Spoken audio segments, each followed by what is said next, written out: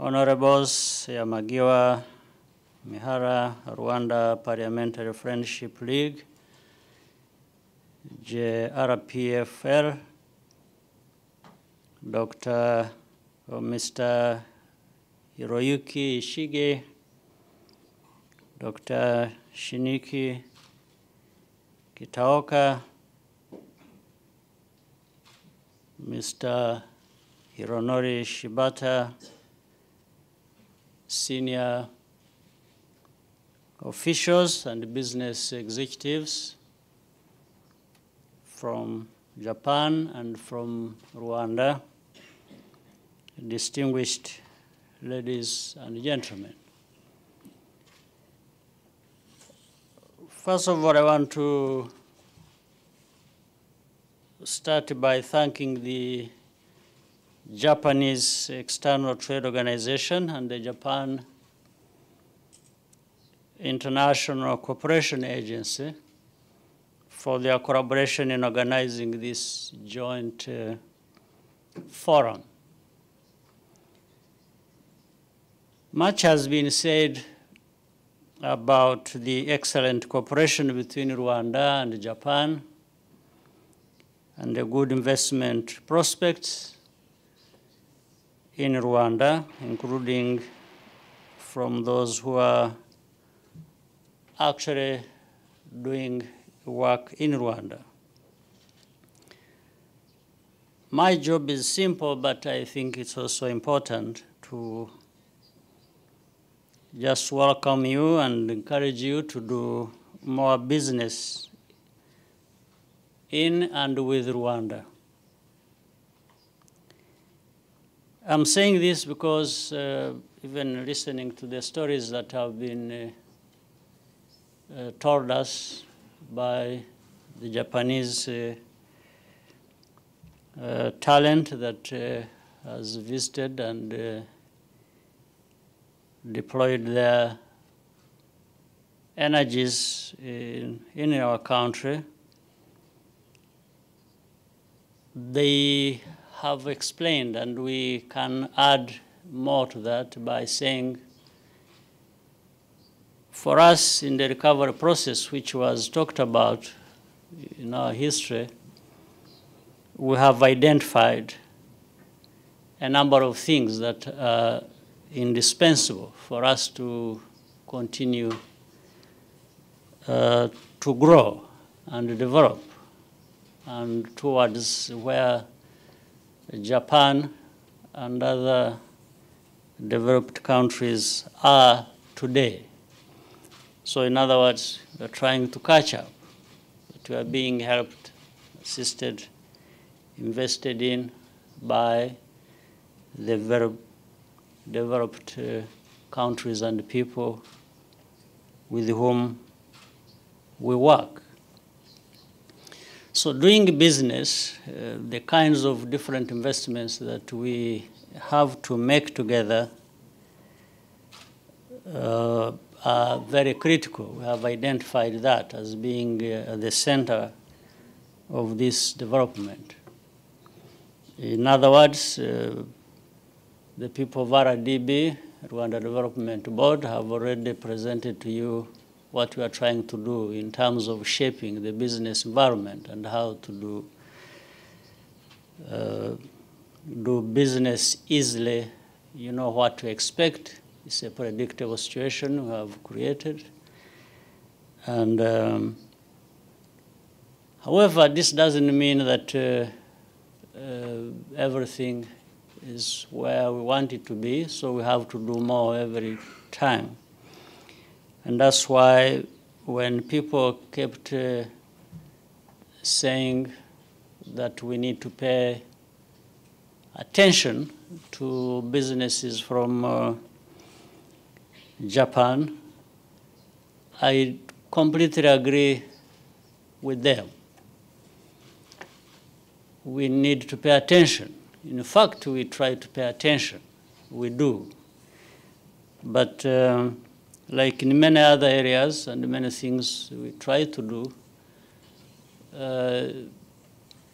it's never going to be enough. We don't feel we are doing enough. which is a good thing because that compels us to keep doing more and better.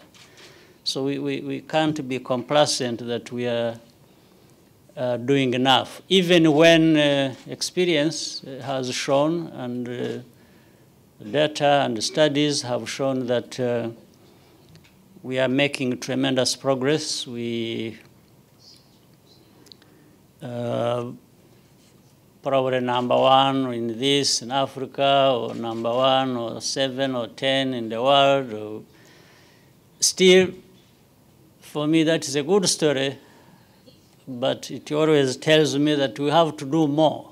There's no question about being complacent and thinking that we have reached where we want to be. So I just wanted to share that story with the people of Japan and promise that we are actually going to pay attention.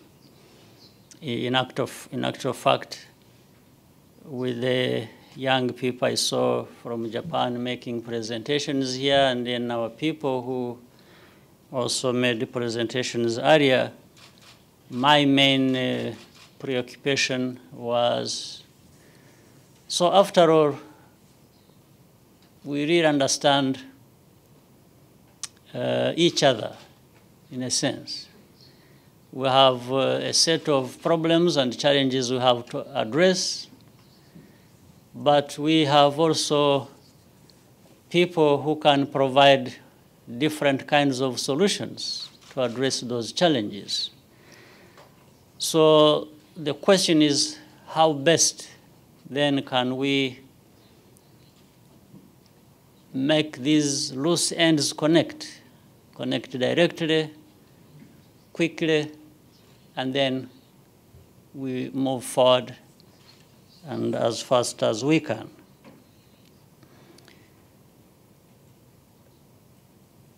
I want to assure you that the government of Rwanda will continue to do our best, provide a conducive environment and supportive environment for successful ventures. And the areas in our case have been identified, whether it's in infrastructure, it is in tourism, it is agriculture, it is the investments we need in the areas of technology and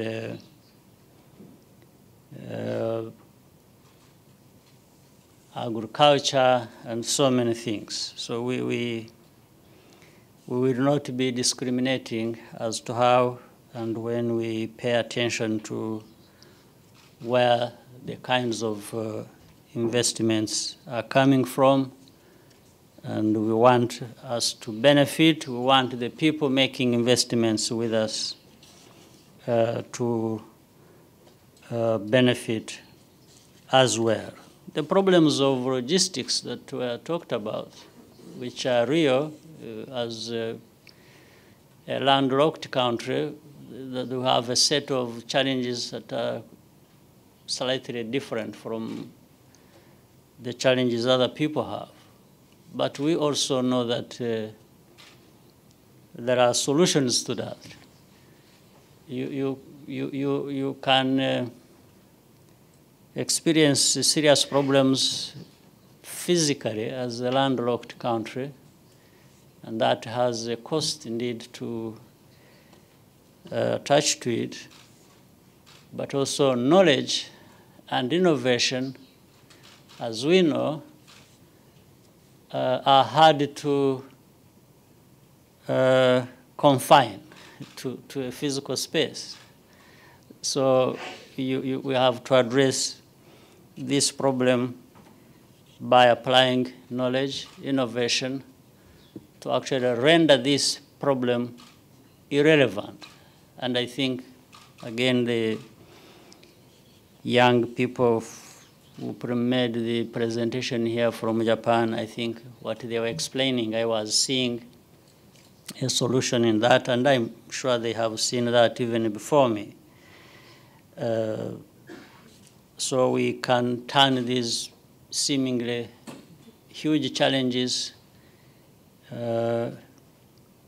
into an opportunity, and therefore, through doing business, through innovation, through technologies, we will be able to address all that.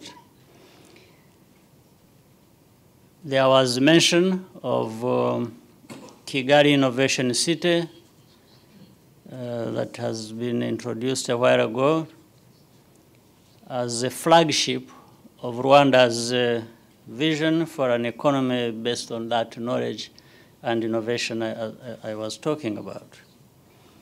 We are very keen to attract Japanese firms and institutions as partners in this endeavor because they have, meaning the Japanese firms, the experience that matches our ambition and provides the kinds of solutions we want. I hope that you will find time to attend the roadshow and learn more about this transformative project and other opportunities in our country. The invitation has already been extended to you all. Now, some of you may have heard of a Japanese called Masaya Hattori.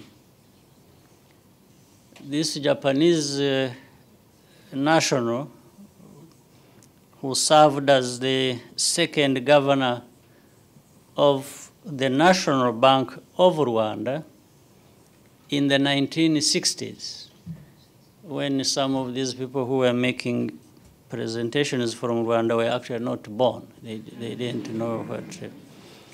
I just wanted to bring that story as to how far in history the cooperation between Rwanda and Japan goes. So if this story started so long ago, and at that time with the different sets of challenges, different levels of development, both ends, I think today we have much more to do, much bigger opportunity to really continue the story of cooperation, of development, bringing together the kinds of talents that are on both sides and therefore take our country as far, or our countries as far as we want to go. Because it means we have been cooperating for more than 50 years. And it's a good story to remember when we are working together. I thought I should mention. Because with working together on different initiatives and that are innovative, profitable, business is about profits as well. But we have also known that profitable businesses are more sustainable when they make impact on a society, when they change lives, when they improve lives. So I think that is what is always at the back of our minds, and that's whatever we do in our country, as again has been said earlier, we are focusing primarily on that, using our talent, our potential that we have in different areas, thinking about how together with the investors who are interested in our country we can invest reasonably, move fast, and change lives, but also earn profits to the people who have made the investments. And the question is always going to be, how fast can we go? And why not? Why not as fast as we can do it? the story doesn't have to last another 50 years before we get to where we want to be. Now, let me say make mention of the final point I wanted to bring to you. We are talking about Rwanda, and here I represent my country, evidently, and those I have come with to join with you here in Japan as we visited. But the story of Rwanda is also directly linked to the story of the whole continent.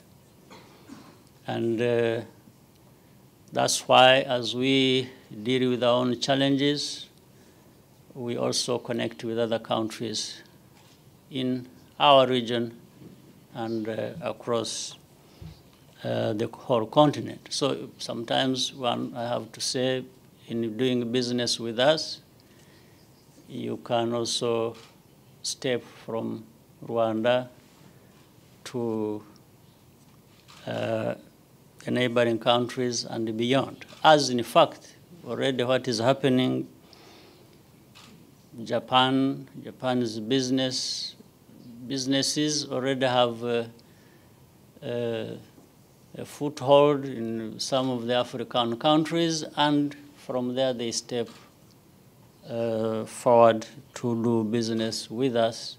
So it can always happen the other way.